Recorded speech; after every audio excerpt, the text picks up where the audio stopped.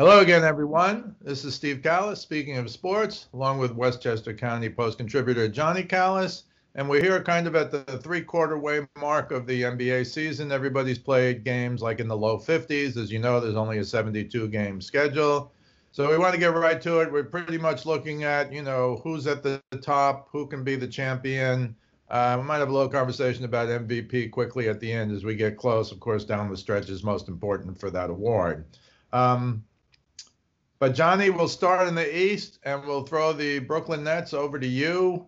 And I'd be interested to think what you think of their game. We're taping this on Sunday morning, the day after the Nets blew out the Lakers. Lakers blew out the Nets, I'm sorry, without LeBron or AD. But maybe I think more of that game than you do. What are your thoughts right now on the Nets? Yeah, Steve, awesome to be with you as always. I think the Nets I picked to go to the finals before the season, and I'm sticking with that pick. I think they'll lose to the Lakers, and I'll stick with that as well. It seems like for both of those teams, the key question is health. I don't put a lot of stock into yesterday. I think you're right. It is surprising that the Lakers, without LeBron and AD, and then Schroeder and Kyrie being ejected maybe a little bit more than halfway through the game. But then again, the Nets didn't have Harden, who, if there's one player on the Nets playing like an MVP, it's James Harden. And Durant's on a minute restriction still, coming back recently from his injury. So I don't put a whole lot of stock into that game. That being said, I said at the beginning of the year I thought the Nets could get to the finals without Harden, and now they've added Harden, who really does look like he can be the guy or he can be the facilitator, which is what makes him, I think, probably the most complete offensive player in basketball. And they have some guys, even though they have a hard time defending, a guy like Jeff Green is going to be a really nice player for them come playoff time. So I think the regular season in the NBA, especially this year when they're playing, it seems like at least almost every other day, we need to take it with a grain of salt. We always do. I think especially so this year. And I think, as you have alluded to in the past and probably will in a couple minutes, it's really a three-horse race in the East. And I think the Nets are on top of it right now. And I expect them to be there come finals time. So yes, they still have some defensive problems, but overall, when you can go, you probably have the exact number, but it must have been something like 17-4 or something like that without Durant. They can find a way to win even if one of those guys is injured, I think, throughout the playoffs until the Eastern Conference Finals or the finals. But I do think they'll need all three to be healthy if they want to win the championship. Well, I think you're kind of right about that. I will say you're right. They were 19-4, 23 games. After that, there was going to be 2, and it turned into 23. It just shows you the over safety there's going to be because it's all about health for the Nets. And I agree with you. Harden is an MVP candidate because he can shoot it, he can pass it, and as great as Durant is, and he's great, he's missed a ton of games. Harden's missing his own amount of games. Kyrie, who knows if he's going to show up next week or not. And interesting to me yesterday, 2 things I'll just take on the Nets. One thing is Kyrie, 18 points, no assists before he got thrown out of the game, and Harden's not there. That's a problem. If Harden's in the game, he's got 5, 7, 9 assists or double digits. If you're leading the league in assists, as you know. The other thing that's bad for the Nets that I saw yesterday was Andre Drummond is the pickup of the year at the end of the season because he kicked their butts and they don't have a big man who can play with him. I think he went for 20 and 11 yesterday. Drummond, who actually was born early in his life, he was up in Mount Vernon, and then he moved to Connecticut. Interesting story. But he looks like a big-time player if there's a Nets-Lakers series. So I'll just leave the Nets there. There's still the Nets if all 3 guys are healthy. I think you're probably right about the East. The only 2 who can touch them, I think, the 76ers, who are tied with them now. Embiid came back from injury, missed 10 games. 76ers went 7-3. I saw Ben Simmons make a 14-foot jump shot yesterday. I'm not trying to be funny. He actually pulled up just inside the foul line and hit a jumper. And I don't know if that's going to be the beginning of something. It strikes me as kind of late now to start taking jumpers. But we'll see what happens. That's the key to me. When Embiid was out for 10 games, the Sixers went 7-3. That means something. I just don't think they're quite going to be there. Tobias Harris is a max player, but I don't put him in that superstar category that I would put Embiid and Simmons.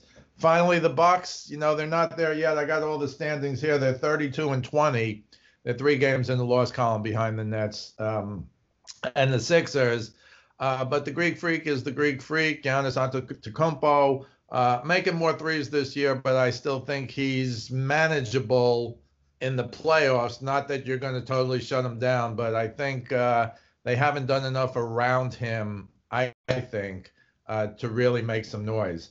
So I think it's going to be the 76ers and the Nets, and I'm kind of leaning towards the Nets. I will say for the first seed, the final thing on the East, the Nets have the sixth most difficult schedule the rest of the way as of 2 games ago.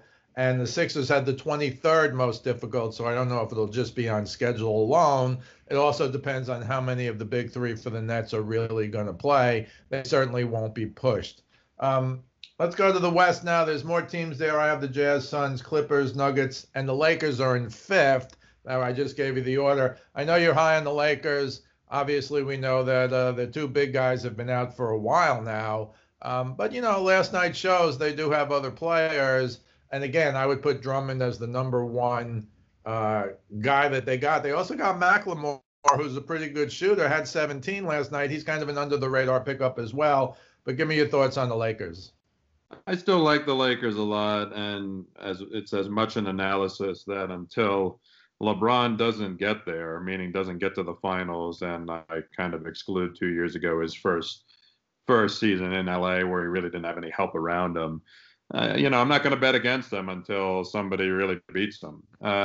So I think what the Lakers are doing, and they double down on it with the Drummond acquisition, is they're showing that, yes, the trend is we're going to go in the NBA towards, it's all about shooting the three-pointer, shooting the three-pointer, shooting the three-pointer, offense, offense, offense.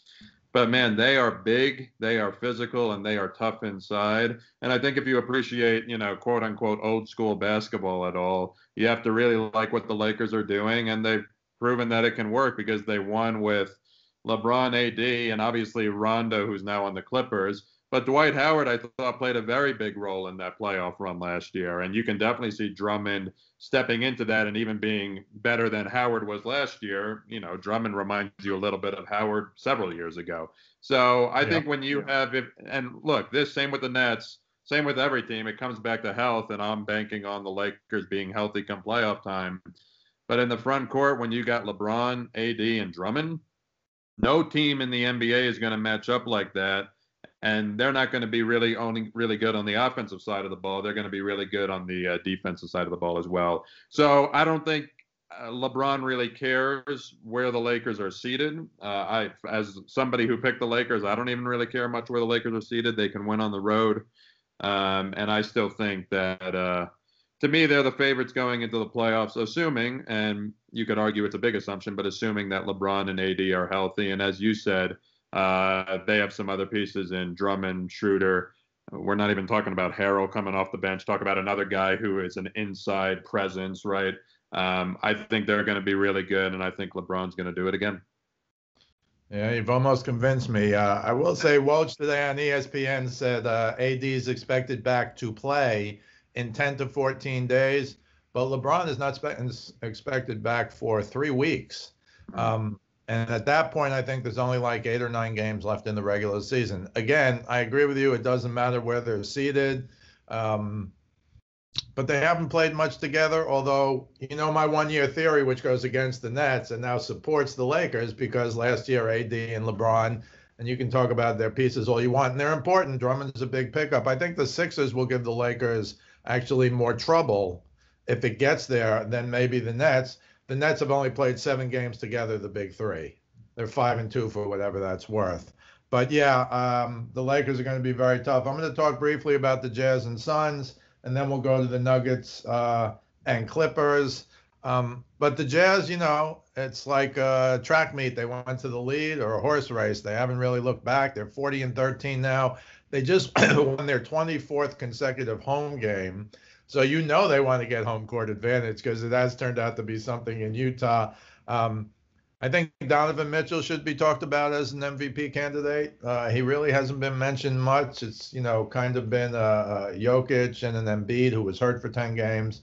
And I think Quinn Snyder is in there for Coach of the Year, although think he's beaten by Monty Williams of Phoenix. We'll talk about Phoenix in a sec. But Rudy Gobert, top big man, could at least in theory give the Lakers some trouble. Maybe another reason they got Drummond. Again, I think when we look back, Drummond will be the most valuable pickup. I already think he is at either the trade deadline or the buyout, whatever you want to call that. But the Jazz at 40 and 13, I just, do you see them beating LeBron and AD? I don't. You're going to laugh at who I think will, but you already know who they are. And as for Phoenix, look, they've performed miracles, but I'll go back to last year, and we talked about it. They went 8-0 in the bubble, and they were tied for the final playoff spot for the play-in game, but they didn't get a game to play because of a tiebreaker, which struck me as the dumbest rule ever, only to be superseded by the 7 through 10 playoff rule this year, which we'll talk about another time. But, I think Booker's arguably an MVP candidate. We'll talk about him. I know you love Chris Paul and what they did, along with Ayton, who's playing very well now, a solid big man as well. So I think the Suns can make some noise. Again, I don't know if it's a mental thing. I don't view them better than not only the Lakers, but the Clippers as well. So any thoughts on the Jazz or the Phoenix Suns before we move on? Yeah, I think you kind of summed it up. Two teams that you definitely don't want to play in the playoffs. They're playing as well as anybody in the NBA, but hard to see them beating the Lakers or even a team like the Clippers. And I think every round in the West is going to be tough. I mean, the West has at least 6 really good teams, and I think you could argue 8 or 9 good teams. Probably more than that would make the playoffs in the East, frankly. But the Suns, I think they have a mini big three, right? With CP3, who I'm going to talk a little bit more about in a couple minutes, Booker and Ayton. They did great work in the bubble last year. I expect them to win at least a round, if not be competitive in 2 rounds of the Western Conference playoffs. But hard to see them beating the Lakers or even the Clippers. That being said, if the Lakers, either LeBron or AD are not healthy, I do think it opens up the West because the Clippers showed they can lose to one of these teams that aren't the Lakers, right? We saw that story last year. So I think if the Lakers aren't completely healthy, I do think it opens the West quite a bit. And just briefly on the Clippers and Nuggets, I still like the Clippers. I've gone a little off of them, but I'm going to stick with them because I picked them at the beginning of the year. But I will say this. Everybody was saying, oh, the Clippers were terrible last year in the playoffs. They lost to the Nuggets because they didn't have a point guard. And I strongly feel that they lost to them because they didn't really have the real Paul George, who had an occasional really good game. And this point guard thing maybe was even like after the fact. But they got Rondo, who's a great playoff player, as you saw last year, and way back when he won that championship with the Celtics. I think I told you way back when, it wasn't the big three and Rondo who won that championship for Boston. It was Rondo and the big three who won that championship, in my opinion. Here he is all these years later for the Lakers last year. I think it's going to hurt that they lost him. I know you're telling me LeBron could be a point forward and all that, and it's true. But I still like the Clippers. Kawhi's playing really well. Paul George is playing better. And Rondo, I'm not saying to you that's a big three. They also lost the 6th man of the year who went to the Lakers, as you talked about before. And I still like them. Briefly on the Nuggets, I think they're a step back. Jamal Murray has not been Jamal Murray. Jokic is an MVP candidate. But if they're 4th or 5th, which they are now, and they have a first-round series against the Lakers, which – I know there's still like 20 games or so left. If they stopped it today, that would be the Nuggets-Lakers with Nuggets at home. But I still like the Clippers, and I think the Nuggets have fallen behind. I'm looking really as those 4, even though the Lakers are in 5th. I count them still as the favorites. Any thoughts on the Clippers and or the Nuggets?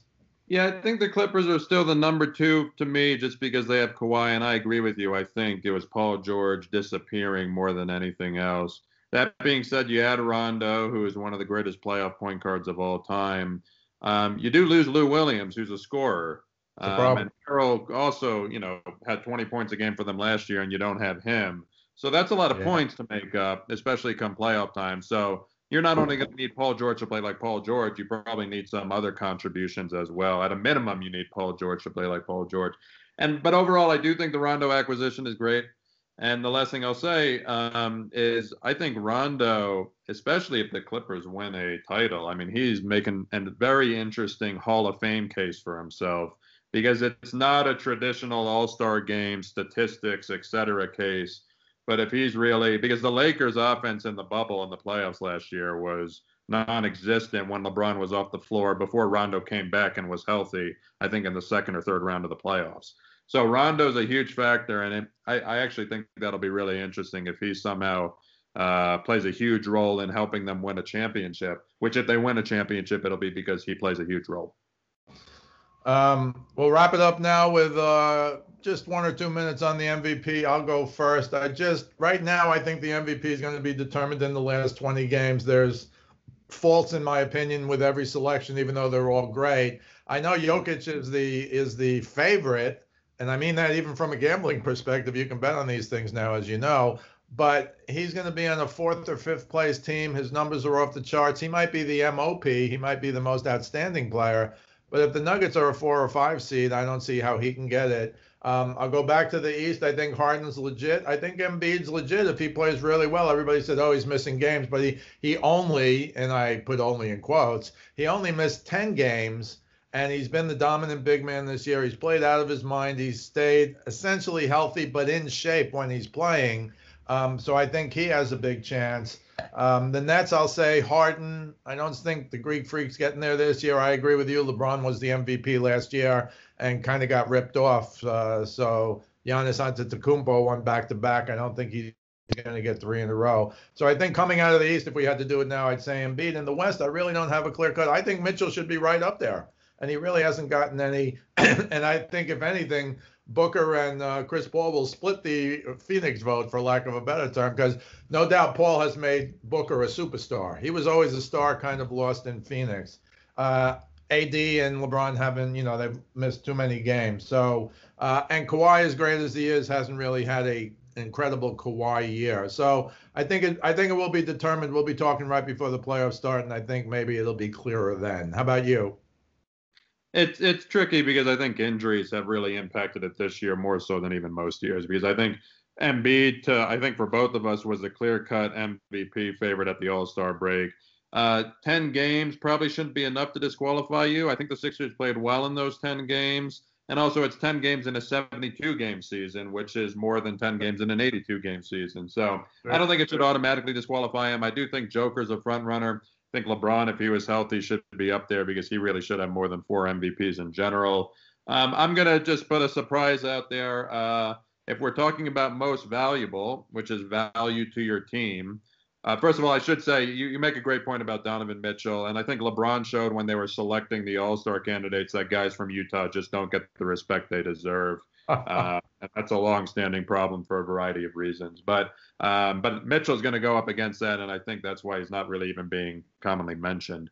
But that being said, I'm going to put for a valuable pick, Chris Paul. I mean, I know the Suns went 8-0 in the bubble, but it's one thing to go 8-0 in the bubble. It's another thing to be consistently one of the best teams in by far the toughest conference when comparing West to East. I also think, similar to a reason I gave for why LeBron should have won it last year, I think you need to give, a little bit of priority to guys who play in the West. I think it's just harder. I mean, there's just so many more better teams. The East is, it's literally the Knicks are 2 games out of the 4 seed. Love the Knicks, but it's a different world, the East versus the West. So I'm going to give a little bit of edge to guys coming out of the West.